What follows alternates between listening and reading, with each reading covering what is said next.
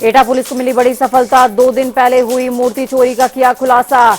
पथरावी देवी से चोरी हुई थी मूर्ति। चोर सहित मूर्ति को किया गया बरामद।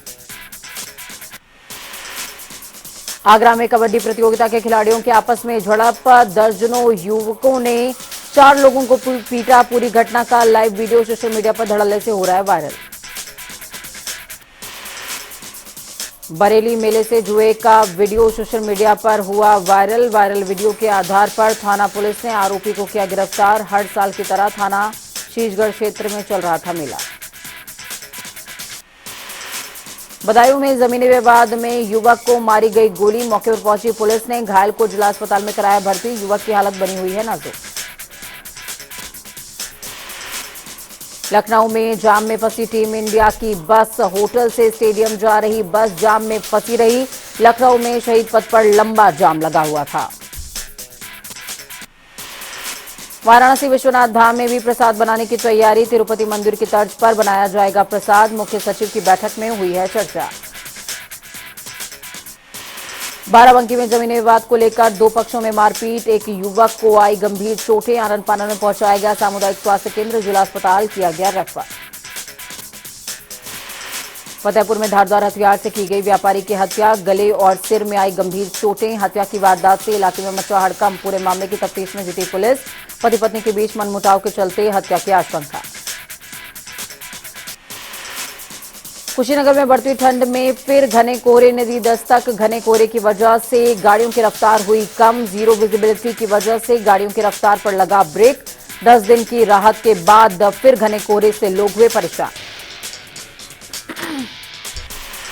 कानपुर देहात के भोगनीपुर पुलिस को मिली बड़ी सफलता। लुटेरों को पुलिस ने 24 घंटे में किया गिरफ्तार। सुनसान जगह से युवती का मोबाइल छीनकर फरार हुए थे 4 लुटेरे। बिजनौर में मासूम बच्ची को पालतू कुत्ते ने बनाया अपना शिकार। कुत्ते ने बच्ची का कान चबा डाला और शरीर पर कई गहरे जख्म दिए हैं। बच्ची लहूलुहान हो गई। पीड़ित परिजनों ने कुत्ते के मालिक और बेटे के खिलाफ थाने में मामला दर्ज कराया। संगीन धाराओं में केस हुआ दर्ज। हमीरपुर के राट कोतवाली इलाके में पुरानी रंजिश के चलते दबंगों ने युवक को मारी गोली। युवक की गोली लगने से मौत। मौके पर पहुंची पुलिस ने शव को कब्जे में लेकर पोस्टमार्टम के लिए भेज दिया और मामले की तफ्तीश तेज की है। आगरा में बिगड़ा मौसम का मिजाज। मौसम खराब होने से आम जनजीवन पड़ा प्रभावित। आगरा में शुरू हुई बूंदाबांदी। बारिश होने से G20 की तैयारियों पर लग सकता है ग्रहण। बारिश से किसानों को भी हो सकता है भारी नुकसान। बिजनौर में कुएं में गिरी मादा गुलदार। इलाके में मचा हड़कंप। वन विभाग की टीम ने घंटों रेस्क्यू के बाद गुलदार को निकाला बाहर। थाना नूरपुर के धमरौली जंगल का यह पूरा मामला है। देहरादून कांग्रेस प्रदेश मुख्यालय में हुआ ध्वजारोहण। सूर्यकांत धस्माना के नेतृत्व में फहराया गया राष्ट्रीय ध्वज। सैकड़ों की तादाद में कार्यकर्ता रहे मौजूद। भदोही में पार्किंग शुल्क की वसूली कर रहे पार्किंग स्टैंड कर्मियों की दबंगई। यात्रियों के बेटे को मारपीट कर किया घायल। आक्रोशित यात्री के परिजनों ने स्टेशन के सामने प्रदर्शन कर कार्रवाई की मांग करी। इटावा में कोठी में गैस सिलेंडर फटने से लगी भीषण आग। हादसे में लाखों का सामान जलकर हुआ खाक। चारों तरफ अफरा तफरी का माहौल। देखते ही देखते आग ने किया विकराल रूप धारण। परिवार के एक व्यक्ति गंभीर तौर पर झुलसा।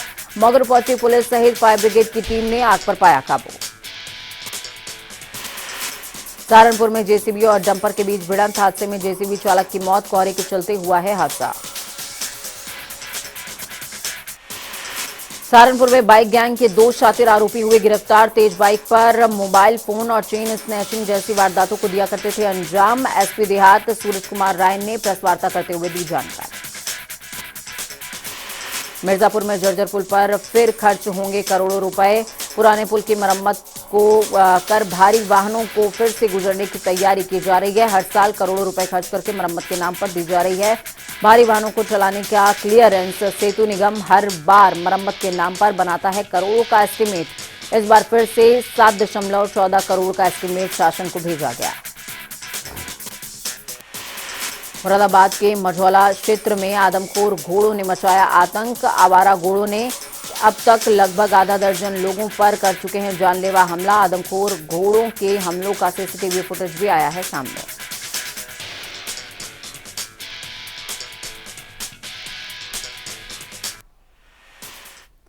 बड़ी खबर अहम जानकारी बता रहे हैं इस वक्त की बेहद बड़ी और अहम जानकारी राजधानी लखनऊ से सामने आ रही है। क्रिकेटर सूर्य कुमार यादव सीएम योगी आदित्यनाथ से मिले हैं। सीएम आवास पर यह मुलाकात हुई है। योगी ने शिष्टाचार भेंट करी है। सूर्य कुमार यादव सीएम आवास पर पहुंचे थे, जिनसे मुलाकात करी है योगी आदित्यनाथ ने। बड़ी खबर अहम जानकारी आपको दे रहे हैं इस वक्त की। इस वक्त की बेहद बड़ी और अहम जानकारी, T20 मैच खेलने के लिए इंडिया और न्यूजीलैंड की टीम पहुंची हुई थी और मैच देखने के लिए सीएम योगी आदित्यनाथ भी गए थे। लेकिन आज सूर्य कुमार यादव खुद सीएम योगी आदित्यनाथ के आवास पर पहुंचे, उनसे मुलाकात करी है। शिष्टाचार भेंट बताई जा रही है। इस बीच एक और बड़ी और अहम जानकारी राजधानी लखनऊ से ही आपको दे रहे हैं। रामचरितमानस की पंक्तियां फाड़ने का मामला है, जलाने का मामला। पीजीआई थाने में 8 आरोपियों के खिलाफ केस दर्ज हुआ है। माहौल बिगाड़ने, धार्मिक भावनाओं को भड़काने की धाराओं में केस दर्ज हुआ है। वायरल वीडियो के आधार पर पुलिस केस दर्ज कर रही है। तो बड़ी खबर अहम जानकारी आपको दे रहे हैं इस वक्त की। कल तस्वीरें सामने आई थी किस तरीके से अखिल भारतीय ओबीसी महासभा से जुड़े आरोपी ये तमाम बताए जा रहे हैं। इन लोगों ने कल पंक्तियां जलाई थी और आज उसी वीडियो के आधार पर इन 8 लोगों पर केस दर्ज हुआ है।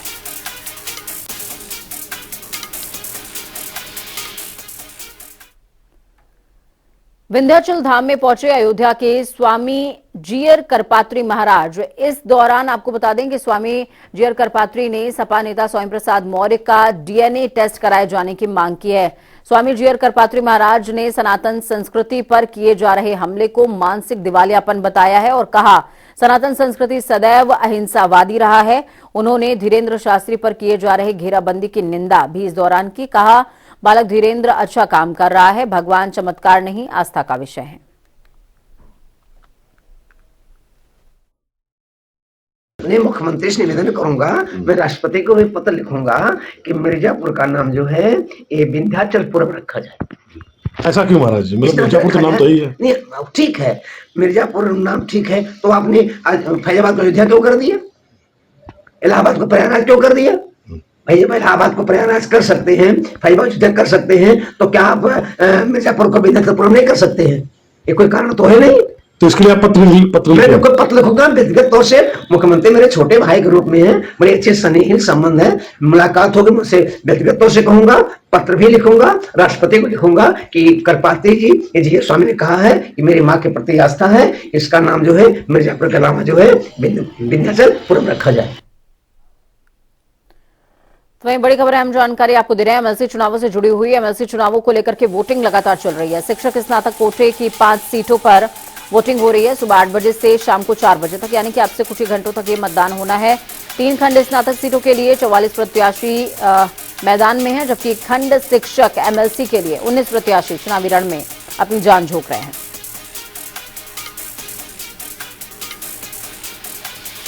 बड़ी खबर अहम जानकारी इस वक्त की आपको दे रहे हैं। ये बेहद अहम जानकारी है। 39 जिलों में शाम को 4 बजे तक वोट डाले जाएंगे। 2 फरवरी को मतगणना होगी। तस्वीरें भी आपको दिखा रहे हैं। एमएलसी चुनाव की जंग जिस तरीके से चल रही है बेहद खास है। और अगर भाजपा की बात की जाए तो बीजेपी हर एक चुनाव को बहुत ज्यादा सीरियसली लेती है। यही वजह है कि लगातार जो तमाम कैबिनेट मंत्री थे, डिप्टी सीएम थे, वो चुनाव प्रचार करते नजर आए। अधिकार क्षेत्र में उनके जो भी क्षेत्र थे, पदाधिकारी थे, उनके साथ में उन्होंने बैठकें भी करी थी। तस्वीरें आपको फिलहाल दिखा रहे हैं। गोरखपुर, चित्रकूट, बरेली, फतेहपुर, आजमगढ़, हमीरपुर, अमरोहा, कानपुर देहात की ये तस्वीरें हैं आपकी टीवी स्क्रीन पर। मतदान की प्रक्रिया चल रही है। 2 फरवरी को काउंटिंग होगी।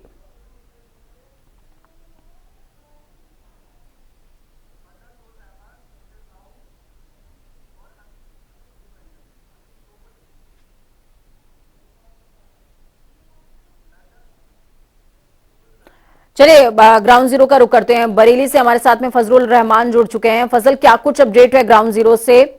उन्नाव से भी संवाददाता जुड़ेंगे, साथ में राजधानी लखनऊ से भी हमारे संवाददाता जुड़ेंगे और बताएंगे कि क्या कुछ अपडेट चल रहा है मौजूदा वक्त में। फजल, क्या अपडेट है ग्राउंड जीरो पर? कैसे चुनाव चल रहे हैं? पूजा जी, बताना चाहूंगा कि चुनाव पूरी तरीके से पूरे रंग में दिख रहा है इस टाइम, और बादल भी अपने रंग में दिख रहा है। बारिश भी आने के इम्कान है। इस टाइम वक्त बात करें, बरेली के 9 जिलों में चुनाव चल रहा है, जिसमें अब तक 29,786 वोट पड़ चुके हैं, जो कि 17% 29 इस टाइम है। और पूरे टोटल लोग बात करें, पूरे मंडल की, बरेली और मुरादाबाद मंडल की वोटों की बात करें, तो यहाँ पर 1,72,200 कुछ वोट यहाँ पर मौजूद है। बरेली, खासकर बरेली जिले की बात करें तो यहाँ पर 24,296 वोटर हैं, और इस वक्त यहाँ पर 5696 वोट पड़ चुके हैं। 23.44 यहाँ पर अब तक वोट पड़ चुके हैं, और पूरी तरीके से समाजवादी पार्टी और भारतीय जनता पार्टी में यहाँ जंग चल रही है। लगातार वोटर अपने मत का प्रयोग कर रहे हैं, और 8 बजे से और यहाँ पर लाइन लगना शुरू हो गई थी, और 4 बजे तक वोट डाले जाएंगे।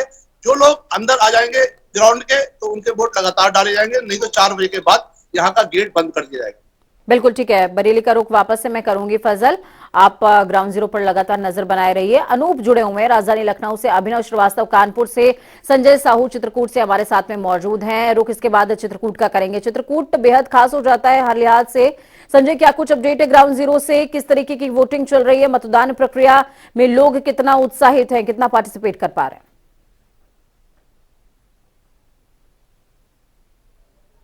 दिशा की ओर है। कहा जाता है कि वर्तमान जो चुनाव होने वाले हैं नगर पंचायत, नगर निगम, महानगर पालिका के, उसमें जो वोट प्रतिशत है वो बढ़ोतरी की ओर जाएगा। वर्तमान समय में मैं इस समय खंड विकास कार्यालय करबी में खड़ा हूँ, जहाँ सीधे तौर पर जो तस्वीरें हैं वो देख सकती हैं आप, किस तरीके से यहाँ पर चुनाव चल रहा है। और चुनाव की जो प्रतिशत की वोट की बात करें तो इस समय जो वर्तमान का प्रतिशत है वो लगभग 2.9 का है, जो ये बताता है कि शाम 6 बजे तक यहाँ पर वोट प्रतिशत में बढ़ोतरी होगी। लेकिन वर्तमान यहाँ पर जो वोट प्रतिशत है वो बहुत धीमी गति से चल रहा है, क्योंकि सुबह से अभी तक केवल इस ब्लॉक में जहाँ मैं खड़ा हूँ वहाँ पर 53 से 54 नोट ही पड़े हैं पूजा। तो ये दर्शाता है कि किशोर चुनाव को ले जाएगा। ठीक है, अभिनव का रुख करेंगे। कानपुर से अभिनव जुड़े हुए हैं। अभिनव, क्या कुछ अपडेट है? मॉर्निंग में जितना लोगों में उत्साह था मतदान को लेकर के, क्या वो उत्साह अभी भी बरकरार है? जी बिल्कुल, आपको बता दूं कि मतदाता जो मतदान स्थल पर पहुंच रहे हैं वो उत्साहित जरूर हैं, लेकिन अगर वोटिंग प्रतिशत की बात करें तो शिक्षक एमएलसी चुनाव में 12 बजे तक के जो आंकड़े जारी हुए थे उसमें 25.27% मतदान कानपुर नगर, देहात और उन्नाव तीनों जिलों को मिलाकर हो चुका है। और अगर खंड स्नातक एमएलसी पद की बात करें तो महज 14.80% ही मतदान हो पाया है। यानी कहीं ना कहीं जो स्नातक एमएलसी सीट के लिए मतदान हो रहा है उसमें मतदाता जो मतदान स्थल पर पहुंच रहे हैं वो जागरूक हैं, उत्साहित हैं, लेकिन मतदाता अभी घर से निकल नहीं रहे हैं। और कई मतदाता ऐसे भी हैं जो मतदान स्थल पर पहुंच जा रहे हैं और उनको ये नहीं मालूम है कि उनका मतदान केंद्र कहां पर है। कई दुर्व्यवस्थाएं भी हैं जिस वजह से शायद स्नातक एमएलसी के चुनाव में मतदान प्रतिशत जो है वो कम दिखाई दे रहा है, क्योंकि 12 बजे तक के आंकड़े जारी हो चुके हैं।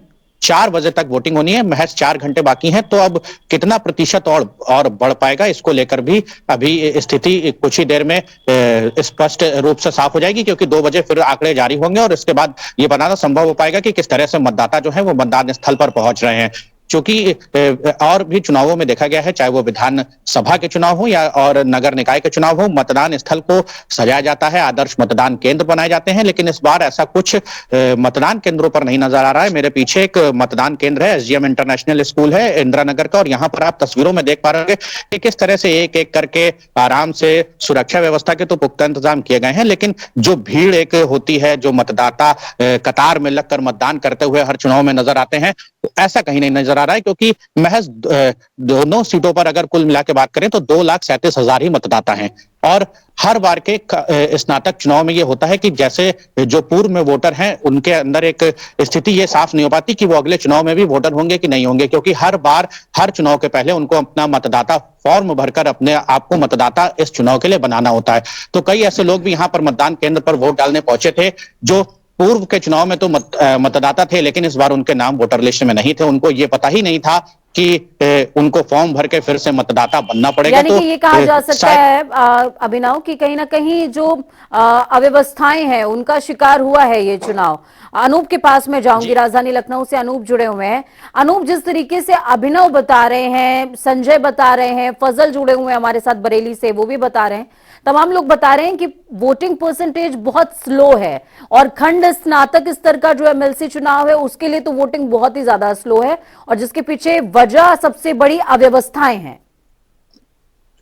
देखिए पूजा, हालांकि इस पूरे बारे में अगर बात करें तो शिक्षक एमएलसी का जो चुनाव हो रहा है पर उसमें चूंकि शिक्षा जगत से तमाम जो समस्याएं रहती हैं, मैं सुबह देख रहा था तमाम जो वोटर्स थे शिक्षक एमएलसी के, वो कह रहे थे कि तमाम जो शिक्षक शिक्षा से संबंधित अव्यवस्थाएं हैं उसको लेकर ऐसा कैंडिडेट होना चाहिए जो विधान परिषद में शिक्षा जगत से आवाज उठा सके, इनकी समस्याओं को सुन सके। लेकिन जहां स्नातक एमएलसी पर जाते हैं तो जो स्नातक जो वोटर्स होते हैं उनके अंदर इतनी बड़ी जागरूकता नहीं होती है कि उनका एक प्रतिनिधित्व विधान परिषद में करे। और शायद यही वजह है कि जब निर्वाचन आयोग आमंत्रित करता है कि अपना फॉर्म भरो, अपना वोट बनवाओ, उस समय जो ग्रेजुएशन के जो छात्र होते हैं या युवक होते हैं वो उतना दिलचस्पी नहीं लेते हैं। और यही वजह है कि इस बार के चुनाव में यदा कदा लोग दिख रहे हैं, जो जिस तरीके से उत्साह होना चाहिए, भीड़ होना चाहिए, वो नहीं दिख रहा है। और पूरे उत्तर प्रदेश में जो 39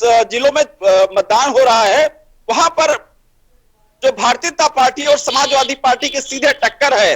इसी वजह से मुझे लगता है क्योंकि भारतीय जनता पार्टी जहां जहां बूथ है, जहां जहां उनके एजेंट बैठे वहां पर तो थोड़ी बहुत भीड़ नजर आ रही, लेकिन जहां जहां समाजवादी पार्टी के वहां पर कैंडिडेट है, वहां पर जो बूथ बने हैं वहां पर थोड़ा कम कोई दिख नहीं रहा। तो यानी स्थिति साफ हो रही है, भारतीय जनता पार्टी अपने दबदबा के साथ, मुझे लगता है इस पांच सीटों पर चुनाव हो रहा है, फिर से एक बार हो सकता कामयाबी मिले। ये फिलहाल निर्वाचन जो चुनाव परिणाम ही बताएगा, लेकिन जिस तरीके से चुनाव का माहौल है पूरी तरीके से भारतीय जनता पार्टी ने पहले से पूरी तैयारी की, तमाम मंत्री उनके फील्ड में उतरे, मुख्यमंत्री भी उतरे, और समाजवादी पार्टी के तरफ से चाहे अखिलेश यादव की बात करें या कोई और बड़ा नेता की बात करें, उतनी दिलचस्पी नहीं दिखाया है। मुझे लगता है कि जिस तरीके से विधान परिषद में भारतीय जनता पार्टी का पूर्ण बहुमत विधान परिषद में भी है और विधानसभा में भी है, उसको लेकर भारतीय जनता पार्टी कोशिश जरूर करेगी कि ये पांचों सीटें भारतीय जनता पार्टी के पाले में आए, और उसकी तैयारी भी की थी। मुझे लगता है कि समाजवादी पार्टी एक बार फिर से नर्वस है इन सीटों को लेकर के।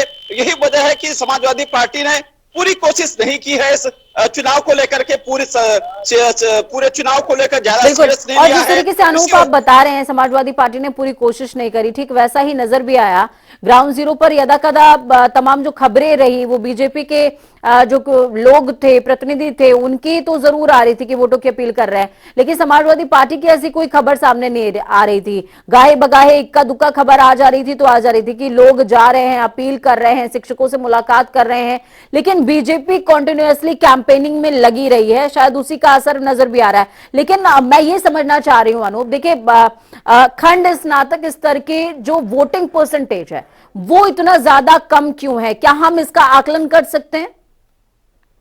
बिल्कुल आकलन कर सकते हैं, क्योंकि जब कभी चुनाव से पहले आयोग अपनी वोट के लिए लाइनें खोलता है या आमंत्रित करता है या बीएलओ जहां पर सेंटर पर बैठते हैं, तो जिम्मेदारी पार्टी की भी होती है, चाहे समाजवादी पार्टी की बात करें या फिर भारतीय जनता पार्टी की बात करें। उनके संगठन के कार्यकर्ताओं की जिम्मेदारी होती है कि उनके क्षेत्र के जो वोटर्स हैं, जो ग्रेजुएशन पास है, उनका वोट बनवाए, उन तक पहुंचे।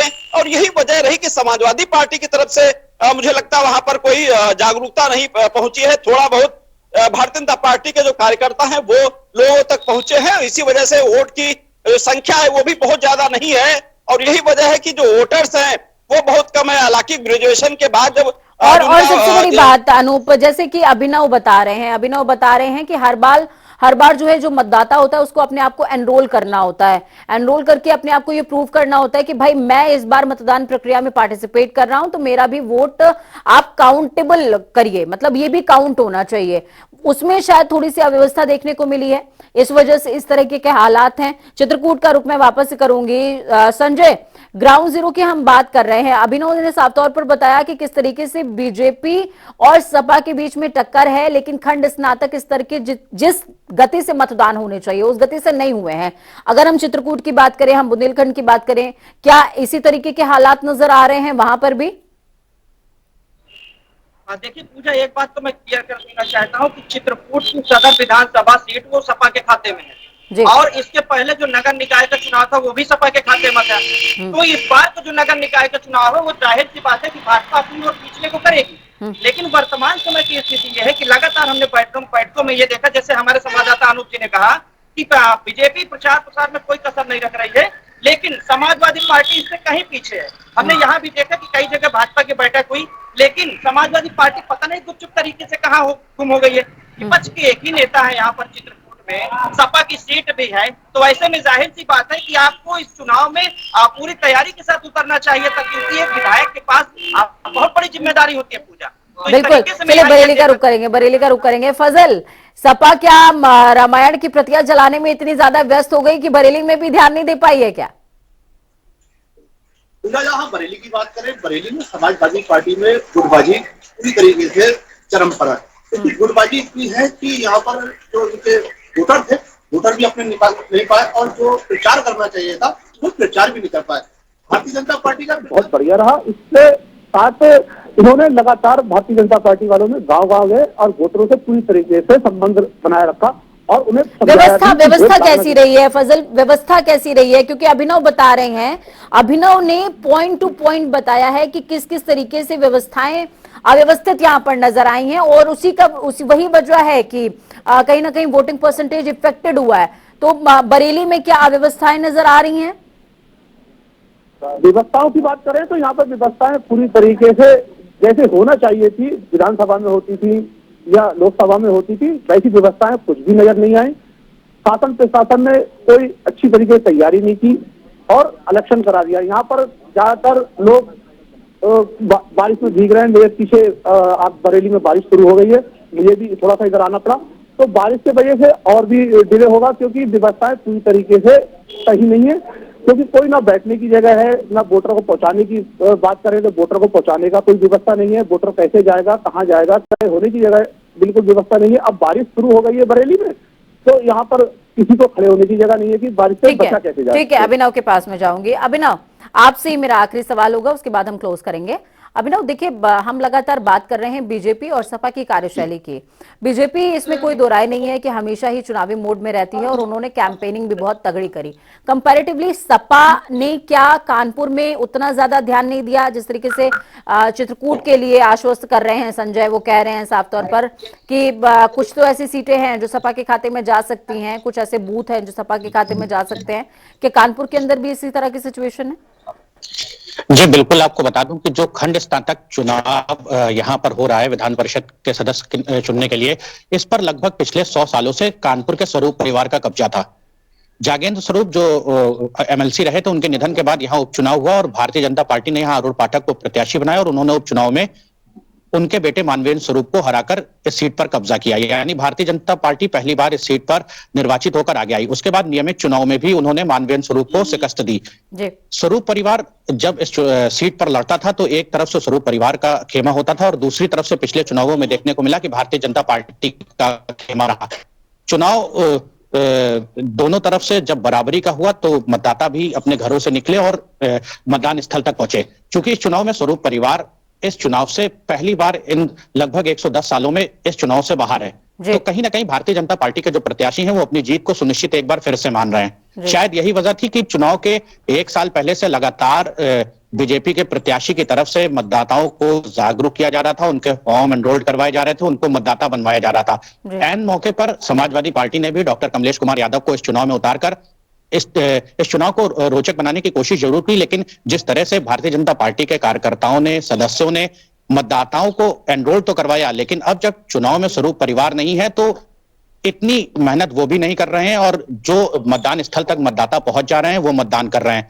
दूसरी चीज, अगर शिक्षक एमएलसी चुनाव की बात करें तो शिक्षक एमएलसी का चुनाव अब तक शिक्षक गुटों के बीच में होता रहा है। शिक्षक गुट, आप चाहे शर्मा गुट की बात कर लीजिए, चंदेल गुट की या पांडे गुट की, इन 3 गुटों के बीच में ही शिक्षक चुनाव होते रहे। शिक्षक अपने गुट बनाकर चलते थे और गुटों में ही चुनाव होता था, तो शिक्षक उसी धर्रे पर अभी भी आगे बढ़ रहे हैं। हालांकि इस बार पहली बार शिक्षक एमएलसी के चुनाव में भारतीय जनता पार्टी ने भी समाजवादी पार्टी ने भी अपना प्रत्याशी जरूर उतारा है, लेकिन पिछले 18 साल से ये सीट राज बहादुर सिंह चंदेल के पास है। शर्मा गुट में पहले थे, बाद में उन्होंने अपना चंदेल गुट बनाया।